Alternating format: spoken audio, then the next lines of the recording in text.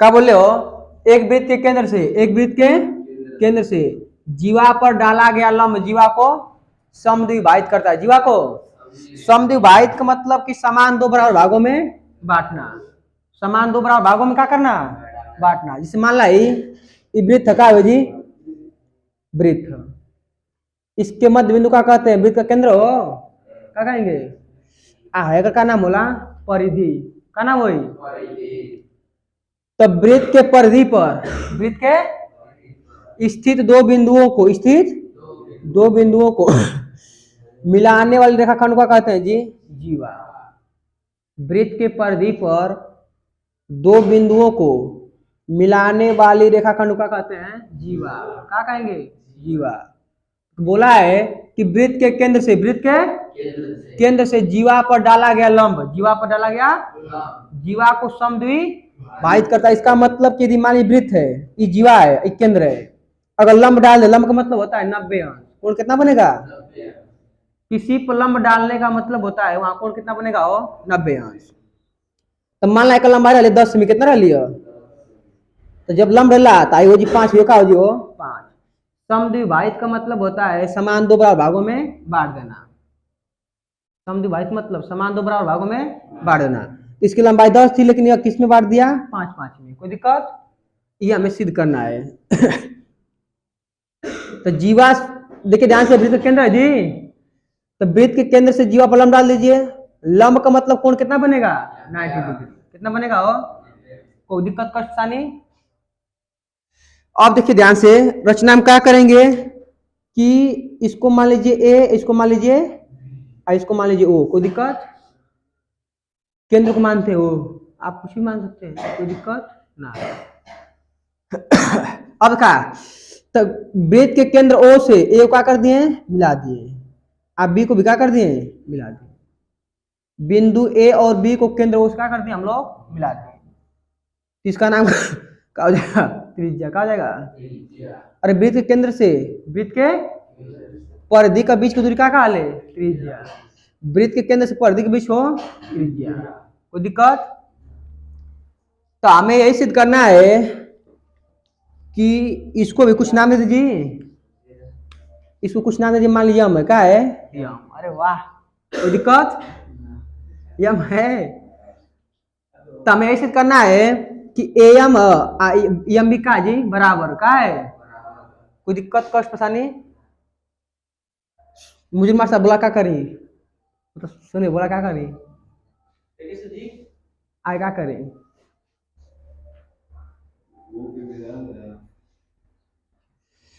सबसे पहले दिया। क्या लिखेंगे जी? दिया है। क्या लिखेंगे? दिया है। आदि हम क्या लिखेंगे? एक वृत्त है जिसका केंद्र O है ना जी, एक वृत्त है जिसका केंद्र, एक वृत्त है जिसका केंद्र का है O, जिसका केंद्र O है, जिसका केंद्र O है। आज जीवापलम का OM, जीवापलम का है OM, ये दिया था। जीवा पर लंब कितना है जी? OM कितना है? OM। इसको किस प्रकार लिखेंगे? आज जीवा, जीवा का ए भी है, जीवा का है, तो जीवा ए बी प्लम का है OM। इसको इस तरह लिखेंगे OM लंब है, OM का है लंब, आके पलंब हो ए बी को है। OM है तो पढ़वा का OM लंब है किस पर? ए बी पर। इसको पढ़ेंगे OM लंब है किस पर? ए बी पर। ए बी को OM लंब है जी। कोई दिक्कत कष्ट नहीं? दिक्कत है? तनिक रचना में लिख दिया, रचना में तनिक रचना का नहीं जाओ, पहले लिखा सिद्ध करना। क्या लिखे के? सिद्ध करना है। सिद्ध करना है कि जो AM है एम भी क्या होगा? बराबर। AM एम भी क्या होगा? बराबर। AM बराबर क्या होगा जी? एम भी। यही क्या करना है हमें? सिद्ध करना है। जो AM है एम भी क्या होगा? बराबर जी। अब लिखो रचना। क्या लिखवाओ? रचना में क्या लिखेंगे कि ए को ओ से और बी ओ को बी से मिला दिया, बिंदु ए और बी को ओ से मिला दिया, बिंदु ए और बी को ओ से मिला दिया, बिंदु ए ओ को ना जी, बिंदु ए और बी को, बिंदु ए और बी को ओ से मिलाया। कौन दिक्कत? अमर कहीं दिक्कत था? एक वृत्त दिया था इसका केंद्र का था ओ, कोई दिक्कत हो? अब बोला था कि ए बी पर लंब का ओ एम का, अरे बोला ना कि एक वृत्त के केंद्र से जीवा पर डाला गया लंब, तो जीवा पर लंब डाले हैं, और लंब का मतलब होता है कि कोण कितना बनेगा हो 90 डिग्री। हमें सिद्ध क्या करना है कि जो जीवा क्या करेगा, समद्विभाजित, जीवा क्या करेगा असमद्विभाजित का मतलब कि एम और एम भी का होगा आपस में बराबर होगा, समान दो भागों का हो जाएगा, बढ़ जाएगा। तो सिद्ध करना था जी, रचना का किए हम लोग बिंदु ए को और बी को ओ से मिला दिए, रचना ये ना किया है। अब लिखेंगे उत्पत्ति, क्या लिखेंगे? उत्पत्ति, उपपत्ति। इसमें कितने त्रिभुज हैं? तो दोनों त्रिभुज ले लीजिए, एगो है ए ओ यम, एगो बी ओ, दो ही त्रिभुज ना जी, तो लिखेंगे ए यम ओ, ए यम ओ। त्रिभुज का नाम किसी प्रकार लिख सकते हैं, ए एम ओ, चाहे ए ओ एम, चाहे एम ओ ए, कोई दिक्कत? और दूसरा कौन त्रिभुज लोगे हो? बी ओ एम ना, बी ओ एम में अगर इस सर्वांग सिद्ध हो जा रहे हैं, सर्वांग सिद्ध हो जा रहे हैं, तो हम कह सकते हैं कि ए एम ओ एम भी क्या हो बराबर। तो सर्वांग सिद्ध करे खातिर क्या चाहिए? तीनों भुजा बराबर, तीनों, अगर तीनों भुजा बराबर है, तीनों भुजा, दोनों त्रिभुज, तीनों भुजा कहाँ है जी आपस में, तो त्रिभुज का आ जाएगा समरूप। चाहे दो को भुजा बराबर हो जाए, एक का बराबर हो जाए जी, तभी त्रिभुज का होता है सर्वांग सम। क्या होता है? कल बताए हैं कि अगर दो त्रिभुज के तीनों भुजाएं आपस में क्या हो जाए बराबर, तो त्रिभुज का हो जाएगा सर्वांग सम। चाहे दो को भुजा बराबर हो जाए और एगो कोण, तब वो त्रिभुज का हो जाएगा सर्वांग सम। तो वही काम करेंगे हम लोग, देखिए ध्यान से। अब बताइए ओ ए ओ बी का है जी बराबर, ओ ए ओ बी का है, कैसे? वृत्त की त्रिज्या, अरे बिंदु केंद्र, वृत्त का केंद्र है जी, तो केंद्र से परिधि के बीच की दूरी क्या काल है? त्रिज्या। केंद्र से परिधि के बीच की दूरी त्रिज्या, और एक ही वृत्त की सभी त्रिज्याएं आपस में बराबर होती है, तो हम लिख सकते हैं ओ ए बराबर है ओ ए किसके जी? कैसे हो? वृत्त की त्रिज्याएं, वृत्त की त्रिज्या। अब ध्यान दीजिए, ये कोण कितना है जी? 90 अंश। ये भी कोण कितना है? 90 अंश, क्योंकि लंब डाले है ना, तो इस कोण का नाम क्या लिखेंगे? ए एम ओ, और जिस कोण का नाम लिखना होता है उसका अर्थ है विचार। इस कोण का नाम लिखना है, इस कोण का, तो देखिए इसी पर गया ना, तो ए एम ओ, चाहे ओ एम ए, उसका नाम क्या है? ए एम ओ बराबर किसके है जी? इस कोण के, इसका नाम हो जाएगा बी एम ओ, कोण बी एम ओ। कैसे जी? प्रत्येक 90 अंश, प्रत्येक समझित भैया, कभी कभी बोला लोगों, एक कोण इसमें 90 था, एक कोण इसमें 90 था, तो इस कोण का नाम लिखना होगा तो किसे लिखेंगे? A M O. कोई दिक्कत है ना हो कमांडो? 90 डिग्री है, 90 डिग्री क्यों? क्योंकि केंद्र से जीवा पर लंब डाले हैं। अब ध्यान दीजिए, अब देखिए ओ एम, देखिए दोनों में त्रिभुज में है कि नहीं है? इस त्रिभुज में भी ओ एम आ रहा है जी, और इस त्रिभुज में भी ओ एम आ रहा है, तो वरिष्ठ भुजा है, लिख सकते हैं ओ एम बराबर ओ एम। कैसे हो? उभयनिष्ठ, उभयनिष्ठ मतलब जो दोनों में रहो, जो कॉमन, उभयनिष्ठ भुजा, उभय। अब देखिए दो भुजा बराबर हो गई, एक कोण बराबर, त्रिभुज का हो गया सर्वांग सम। और तो हम लिख सकते हैं त्रिभुज ए एम ओ, ए एम ओ। सर्वांग सम चिन्ह का होता है जी? दो पाई एगो नागिन, सर्वांग सम का पड़ेगा? आके करियो बी ओ एम, त्रिभुज बी ओ एम।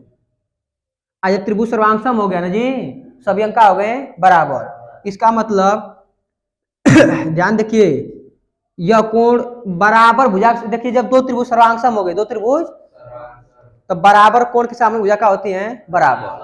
अब बराबर भुजा के सामने कोण का होते हैं बराबर। अब बात समझिए, ये जो भुजा है इसके सामने कोण कितना है 90 अंश, कितना है, और इस भुजा के सामने कोण कितना है 90 अंश। देखिए बराबर भुजा आएंगे नहीं, त्रिज्या बराबर होती है, इनके सामने कोण भी क्या है बराबर, कोई दिक्कत। उसी तरह हम कह सकते हैं यह कोण जो होगा इस कोण का होगा बराबर, क्या होगा, और जब कोण बराबर इनके सामने भुजा का होगी बराबर। और तो हम लिख सकते हैं कि ए एम बराबर एम बी, ए एम बराबर एम बी, ए एम बराबर एम बी। ए एम क्या करना था, सिद्ध करना था। तो वो आई सब याद रहे, याद रहे, बस याद रखिए आप लोग कि वृत्त के केंद्र से वृत्त के अगर जीवा पर लंब डाल रहे हैं, जीवा क्या डाल रहे हैं लंब, तो जीवा को दो बराबर भागों में क्या करता है बांट देता है। अगर किसी वृत्त के केंद्र से जीवा पर लंब डालें, जीवा से उस जीवा को क्या करेगा दो बराबर भागों में बांट देगा, कोई दिक्कत। इतना लिख लीजिए आप लोग।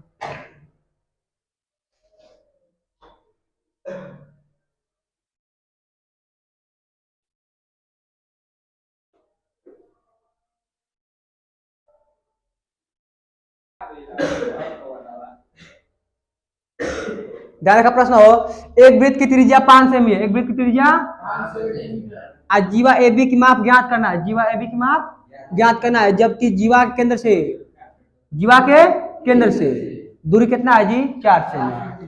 तो एक वृत्त बना लें, इसकी त्रिज्या दिया है 5 सेमी, कितना दिया है जी 5 सेमी। एक जीवा की लंबाई कितनी है पूछा है बकलो,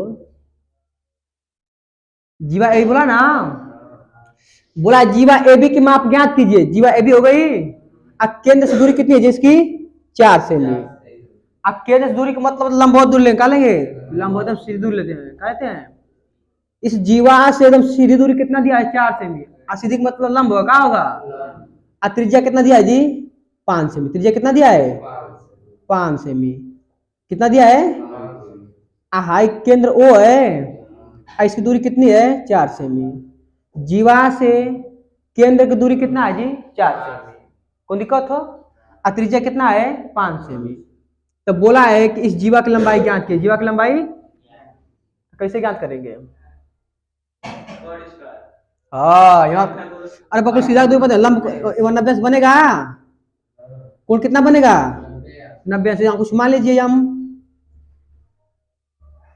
तो इस समकोण त्रिभुज हो गया, आज समकोण त्रिभुज कोई है, अगर मान लीजिए ए बी सी, यहाँ कोण 90 बन रहा है, तो 90 अंश के सामने का ले, कौन का ले, वो 90 अंश के सामने का ले, इसको मान लें थीटा, तो इसका लंब का हो जाएगा जी, आई का हो जाएगा।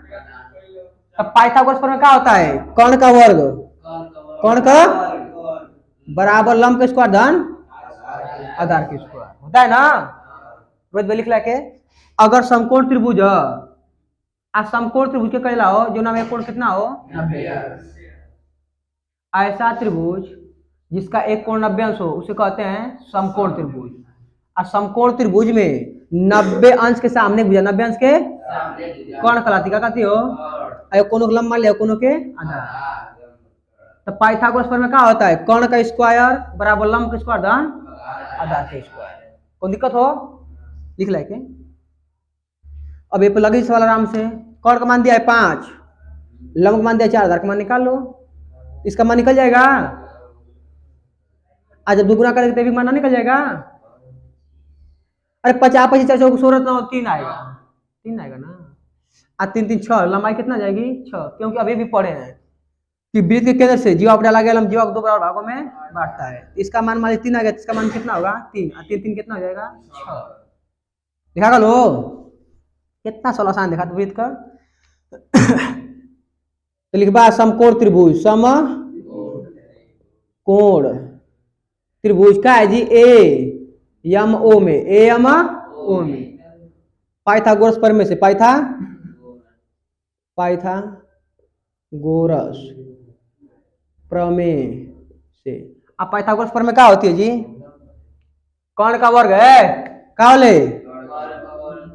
कर्ण का वर्ग बराबर लंब का स्क्वायर आ प्लस आधार का। कर्ण का मान कितना दिया है जी? 5। लंब का मान कितना दिया है? आधार का मान निकालना है 50। आचार चौके आधार एम है। आधार का है जी? एम। कोई दिक्कत है? अब इन्हें प्लस है क्या हो जाए? इन्हें 16 प्लस है के तो 25 माइनस 16 बराबर एम का स्क्वायर। कितना बची? कितना बची हो? 9 एम का स्क्वायर। चिंता मत, सवाल से बताता हूँ क्या बोला। अब स्क्वायर हट कहाँ जी? करड़ी में हो। स्क्वायर हट कहाँ जाए? करड़ी में। तो एम बराबर करड़ी में 9। तो बाहर कितना निकली हो? एम बराबर 3 निकलेगा। इसका मान किसका हो जाएगा? एम का मान कितना गया जी? 3। चूंकि हम जानते हैं कि वृत्त के केंद्र से जीवा डाला गया लंब जीवा पर जीवा को 2 बराबर भागों में बांटता है, तो लिख सकते हैं ए बी। हम लिख देंगे कि ओ एम जो है, ओ एम ना जी लंब है किस पर? ओ एम लंब ना, लंब किस ये वाला ओ एम लंब है किस पर जी? ए बी पर। ए बी पर। अतः जो ए बी होगा वो बराबर हो 2 ए एम के, 2 ओ एम के। इससे क्या होगा? दुगुना होगा। दुगुना। कौन दिक्कत? अरे 3 है तो कितना पूरा 6 ना हुई। अब अपन यहाँ पर में कि वृत्त के केंद्र से वृत्त के जीवा पर डाला गया लंब जीवा को 2 बराबर भागों में बांटता है। तो अगर बताओ 2 से गुणा कर दे पूरा लिखना मिल जाएगी। तो ए बी का मान निकालना था हमें, तो 2 गुणे ए एम का मान कितना था? 3। कितना लो? 3 कदा। तो ए बी का मान कितना आ जाए? 6 आ जाए। लगा लो लोगों।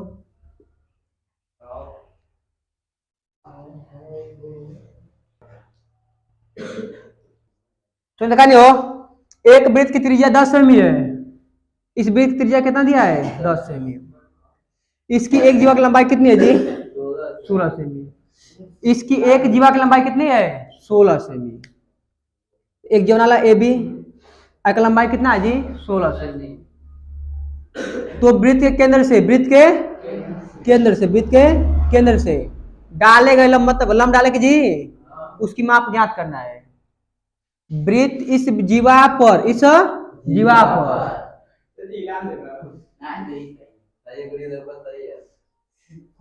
सही में बना तू। इस जीवा पर डाले गए लंब की लंबाई ज्ञात करना है जी। तो जीवा पर लंब डाल दिए हैं और इसी की माप हमें ज्ञात करना है। मान जाओ जी। इसकी बात समझिए, इसकी त्रिज्या कितना दिया है? 10 सेमी। त्रिज्या कितना दिया है जी? आज एक जीवा की लंबाई कितनी है? 16 सेमी।